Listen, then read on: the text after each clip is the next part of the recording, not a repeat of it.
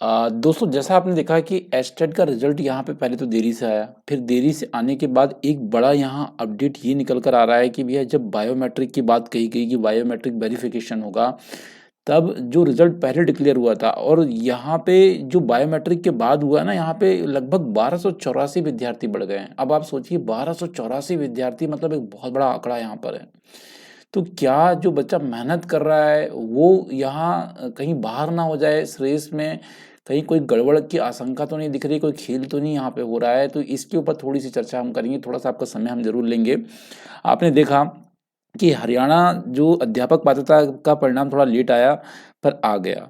अब इसके बाद क्या हुआ, सवाल उठने लगे। कैसे उठने लगे कि सबसे बड़ा सवाल ये हुआ कि जब बायोमेट्रिक वेरिफिकेशन के बाद यहाँ पे लगभग 1284 विद्यार्थी बढ़ गए, मतलब जो पहले रिजल्ट आया था उसमें कम थे। अब पूरा बताता हूँ आपको डिटेल के साथ, तो अब आप ध्यान से सुनिएगा। सबसे पहले क्या होता है, अभ्यर्थी को जो 25 और 26 अगस्त को जो बायोमेट्रिक वेरिफिकेशन के लिए बुलाया गया था, आपको भी पता है, तो उनकी संख्या कितनी थी आपको पता है? 46,094 संख्या थी। कितनी थी? 46,094। मगर जब 10 नवंबर को ये परिणाम घोषित किए गए थे तो इनकी संख्या जो थी 47,378 थी। आप देख पा रहे हैं यहाँ पे लगभग 1284 विद्यार्थी बढ़े हुए लग रहे हैं। 46,000 पहले थे, बाद में 47,378 हो गए। आप समझने का प्रयास करिए इसमें। अब इस सवाल से ना बोर्ड के चेयरमैन से सवाल पूछा गया है, पवन कुमार जी से, डॉक्टर पवन कुमार जी से, कि यहाँ एक्चुअली ये कैसे हुआ। तो उनका कहना है कि अभ्यर्थी ने कुछ ना हल्के डॉट लगा दिए थे, कुछ ना डार्क डॉट लगा दिए थे। तो जो हल्के वाले डॉट्स वाले बच्चे को इन्होंने क्या है, बेनिफिट ऑफ डाउट दे दिए हैं। भाई ये क्या बात हुई भाई, क्या आप इससे सहमत है? आप ये बताइए। तो ये कह रहे हैं कि भैया हल्के जो गोले जिनने लगाए थे ना, उनको हमने बेनिफिट ऑफ डाउट दे दिया और इसके कारण जो जो बेनिफिट ऑफ डाउट से 1284 बच्चे हमने बढ़ा दिए, जो हमने पहले परिणाम घोषित किया था उसके बाद। तो ये जो परिणाम में देरी हुई और जो चौथी फॉर्म ऑडिट हुई थी, और बोर्ड के सचिव नहीं होने के कारण ये कह रहे हैं कि भैया यहाँ पे लेट हुई थी, ऐसे कोई यहाँ पे खेल चल नहीं रहा है। उनका कहना ये है कि बोर्ड के सचिव ना होने के कारण ये परिणाम में देरी हुई थी, इनका कहना ये है। अब यहाँ पे जो हरियाणा शिक्षा बोर्ड की ओर से, आप सभी जानते हैं कि ये 30 से 31 जुलाई को हरियाणा अध्यापक पात्रता आयोजित की जाती है, जो 1 to 3 लेवल में कराई गई थी। और बोर्ड के परिणाम तैयार कर सुप्रीम कोर्ट के निर्देश अनुसार, जो सुप्रीम कोर्ट ने निर्देश दिया था उसके अनुसार क्या हुआ था, इन्हें परिणाम घोषित करने से पहले जो पास हुए अभ्यर्थी थे 25 से 26 अगस्त को उनका बायोमेट्रिक वेरिफिकेशन करवाना था। जिससे क्या हुआ कि 46,094 अभ्यर्थी को बुलाया गया वहाँ पे कि भैया आ जाइए बायोमेट्रिक के लिए। कितने? 46,094 को बुलाया गया था। तब लगा कि परिणाम तो 1-2 दिन में घोषित हो ही जाएगा, मगर 101 दिन बाद 10 नवंबर को ये परिणाम घोषित किया गया। आप सोचिए बायोमेट्रिक कब हो रही है। अब यहाँ पॉइंट वाली बात ये है, 25-26 अगस्त को बायोमेट्रिक हो रही है, 46,000 बच्चों को बुलाया जा रहा है। अब यहाँ पे 101 दिन लग जाते हैं इसके बाद इन्हें परिणाम घोषित करने में, मतलब बहुत लंबा समय है। और जब परिणाम घोषित होता है तो 46,000 बच्चों का करिए ना, ये 47,378 बच्चे हो जाते हैं, यहाँ बढ़ जाते हैं बच्चे, जब आपने बायोमेट्रिक के लिए बुलाया नहीं उन्हें और एक्चुअल बाद में बढ़ा दिया। तो यहाँ अगर आप देखेंगे, अब 101 दिन के बाद यहाँ पे क्या हुआ, ये लगभग परिणाम घोषित हुआ। अब परीक्षा में आपने देखा तो 3,55,076 बच्चे शामिल हुए थे, आप सभी जानते हैं इस बात को।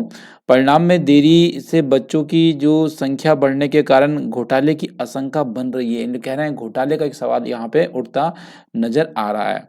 पर इसी बीच में जो बोर्ड इसमें सफाई देते हुए कहता है कि भैया परिणाम में देरी करने के कुछ कारण हमारे रहे हैं। क्या कारण रहे थे?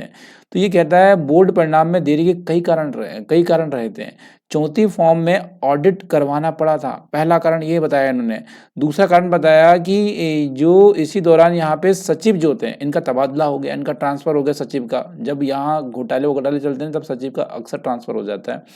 और नए सचिव को कुछ निजी व कुछ आधिकारिक समस्याएं थी। अब नए सचिव आए नहीं, अब उन्हें कुछ पर्सनल प्रॉब्लम्स थी, जिसके कारण हम लोग रिजल्ट को डिक्लेयर नहीं कर पाए। अब इनकी सफाई ये है। अब आप इसके बारे में क्या कहना चाहते हैं? आप समझदार हैं, आप कह सकते हैं। तो ये चीज़ें हैं। अब ये कह रहे हैं कि 40,000 जो थी ओएमआर सीट को दोबारा स्कैन किए इन्होंने, ठीक है, उसमें भी टाइम लग गया इनको।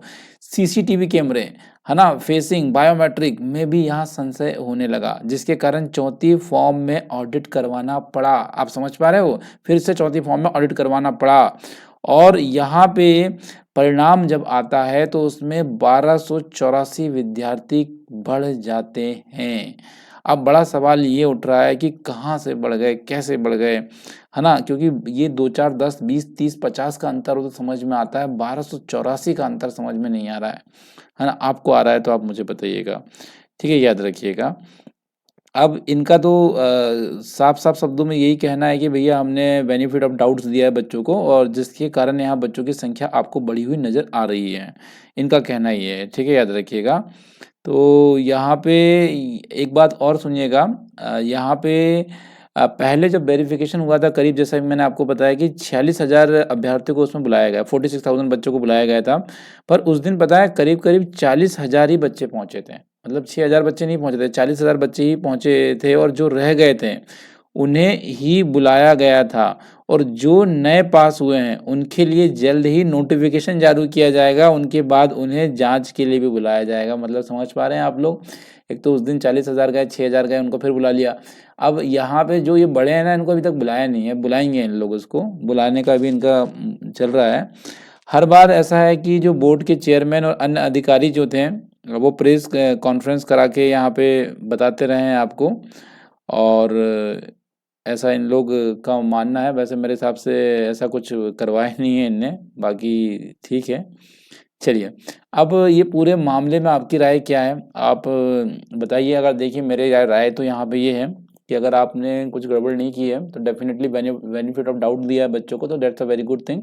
बट अगर आपने देनी ही था तो यहाँ पहले दे देते, इतना समय क्यों लगा दिया? वेरिफिकेशन हो रहा है, 101 दिन लग रहे हैं, सचिव का ट्रांसफ़र हो रहा है ना? तो ये नया सचिव आ रहा है, तो डेफ़िनेटली यहाँ पे अगर आप देखेंगे तो कुछ कहना उचित नहीं होगा अभी। बाकी आप अपनी राय कमेंट बॉक्स में रख सकते हैं। जुड़ने के लिए धन्यवाद। Thank you so much everyone to watching this video. Thank you so much.